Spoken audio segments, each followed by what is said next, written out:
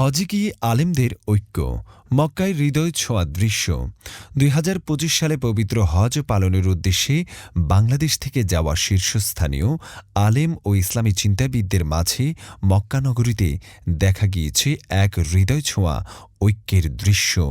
ভিন্ন মত, পথ ও ঘরানার আলেমগণ মত পার্থক্য পেছনে ফেলে এক কাতারে এসে দাঁড়িয়েছেন ইসলামের মূল মন্ত্র ঐক্যকে সামনে রেখে।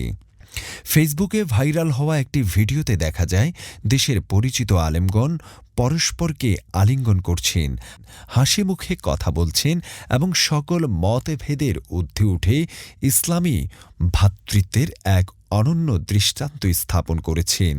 কাবা শরীফের পবিত্র ছায়ায় দাঁড়িয়ে এমন মিলনের মুহূর্ত দেখে অনেকে মন্তব্য করছেন কলিজা শীতল হয়ে গিয়েছে।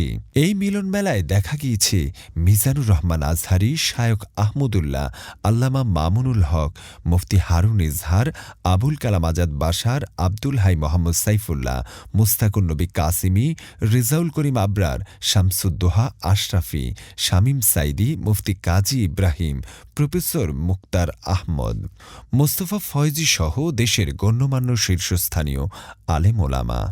ধর্মীয় বিভাজন নয়, বরং জাতীয় বৃহত্তর স্বার্থে একতাবদ্ধ থাকা যে কতটা জরুরি এ বার্তা উঠে এসেছে এই মিলন মেলায়।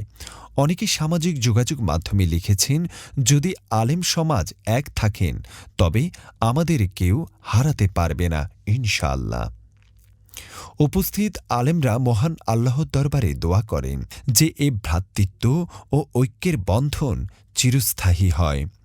নেটিজেনদের অনেকেই দোয়া করেন মহান আল্লাহ এই বন্ধন অটুট রাখুন, আমিন।